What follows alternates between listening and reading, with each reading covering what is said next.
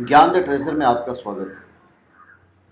और हम आपको बताएंगे कि एक बार सुदर्शन चक्र ऋषि दुर्वासा के पीछे पड़ गया था। ऋषि दुर्वासा बड़े ही गुस्सैल टाइप के ऋषि थे। भारत के पौराणिक इतिहास को जब उठा के देखेंगे तो अनेक ऋषि मुनियों का जिक्र आता है जिनके पास अलौकिक शक्तियां थी। वो अपनी इस शक्ति के कारण चाहे तो किसी को श्राप दे के बर्बाद कर दें या किसी को अगर प्रसन्न हो गए तो पूरी जीवन खुशियों से भर दें। यह सब उन्हें क्रोधित करने और प्रसन्न करने से जुड़ा हुआ है। तो उसमें जो दुर्वासा ऋषि थे वो अत्यधिक क्रोध के लिए जाने जाते थे। उनको प्रसन्न करना इतना आसान नहीं था और उनको कहा जाता था कि वे शिव के अंश हैं, अवतार हैं। लेकिन जहाँ भोले बाबा को प्रसन्न करना तो बड़ा आसान होता है, वही ऋषि दुर्वासा को प्रसन्न करना बहुत मुश्किल होता था। शिव और दुर्वासा में एक बात की समानता थी, दोनों को ही क्रोध की ज्वाला से बच पाना इम्पॉसिबल था। ऋषि दुर्वासा के क्रोध से जुड़ी अनेक कहानियां आपने सुनी है। जब किसी के कृत्य या दुस्साहस ने उन्हें इस कदर क्रोधित कर दिया है तो वो अपना आपा खो देते थे। और हमेशा क्रोध का दुष्परिणाम होता ही होता है। हर बार नुकसान सामने वाले व्यक्ति को उठाना पड़े ऐसा जरूरी नहीं है। कभी कभार आपका जो क्रोध है, जो अहंकार है, स्वयं आपके लिए भी घातक सिद्ध हो सकता है। और ऋषि दुर्वासा के साथ भी ऐसा हुआ जब उनका क्रोध उनकी जान के पीछे पड़ गया। क्या हुआ था वो हम आपको बताने जा रहे हैं। इक्ष्वाकु वंश के राजा अम्बरीश विष्णु के परम भक्त थे और वे अपने न्याय के लिए जाने जाते थे। उनके राज्य में चारों तरफ खुशहाली थी और जितनी भी प्रजा थी वो संपन्न जीवन व्यतीत करते थे। उनके तप से भगवान विष्णु भी प्रभावित थे और इस प्रकार प्रसन्न थे कि अपने सुदर्शन चक्र का नियंत्रण अम्बरीश के हाथ में सौंप रखा था। ये होता है भगवान का भक्त पर विश्वास। अब होता यूं है कि एक बार राजा अम्बरीश ने एकादशी का व्रत रखने की सोचे और निर्णय लिया।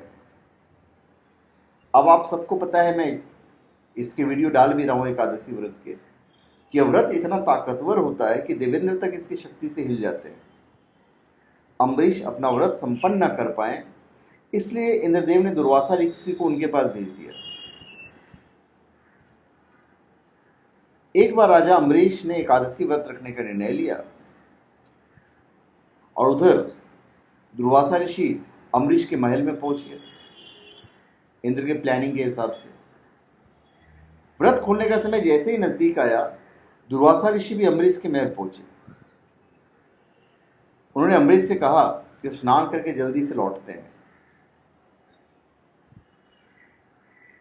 अब अम्बरीश ने सम्मानपूर्वक ऋषि दुर्वासा का बहुत देर तक इंतजार किया, लेकिन बहुत देर हो गई और जब ऋषि दुर्वासा स्नान करके वापस नहीं आए तब अम्बरीश ने देवताओं का ध्यान करके उन्हें आहुति दी और कुछ भाग दुर्वासा के लिए भी निकाल दिया। भाई, उनकी हर आदमी इज्जत करती है।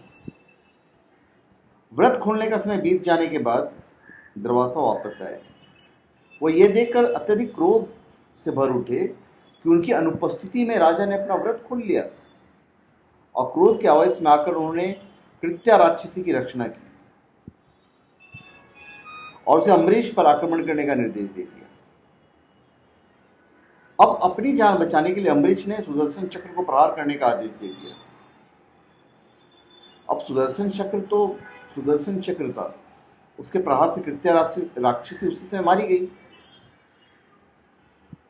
अभी कृत्या का वध करने के बाद सुदर्शन चक्र ऋषि दुर्वासा का पीछा करने लगा और अपनी जान बचाने के लिए ऋषि दुर्वासा इधर उधर भागने लगे। लेकिन वो जहां भी जाते सुदर्शन चक्र उनका पीछा करता। अब अपनी जान बचाने के लिए इंद्र के पास पहुंचे। इंद्र ने अपनी अक्षमता दर्शाते हुए ब्रह्मा के पास भेज दिया। ब्रह्मा ने उन्हें शिव के पास और शिव ने उन्हें विष्णु के पास भेज दिया कि भाई एकादशी व्रत तो उन्हीं का है, उन्हीं के भक्त को आप परेशान कर रहे हो तो भगवान विष्णु कैसे सहन करेंगे।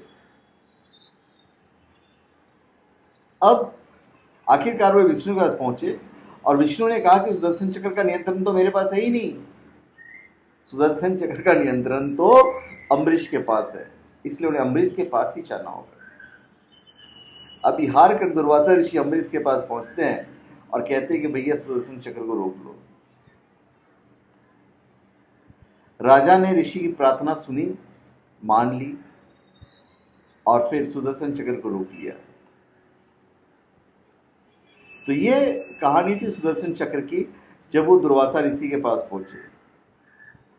ऋषि दुर्वासा को जितना क्रोधित करना आसान है, उन्हें प्रसन्न करना भी उतना ही आसान था। शायद उससे भी कहीं ज़्यादा मुश्किल था प्रसन्न करना, पर भी वो प्रसन्न तो हो ही जाते थे। क्योंकि आपने देखा ही पांडवों की माता कुंती ने जो अपनी सेवा भाव दिखाई तो ऋषि दुर्वासा को प्रसन्न करने में सफलता हासिल कर ली थी। और कुंती को फिर वो मंत्र दे दिया जिससे वो किसी भी देवता का आह्वान करके अपने पुत्र प्राप्ति कर सकती थी। दुर्वासा ऋषि ने बहुत सारी भविष्यवाणियां की थी। अत्रि ऋषि और अनुसुईया की संतान दुर्वासा ऋषि ने राम और सीता के वनवास के दौरान ही भविष्यवाणी कर दी थी कि इनका अलगाव निश्चित है।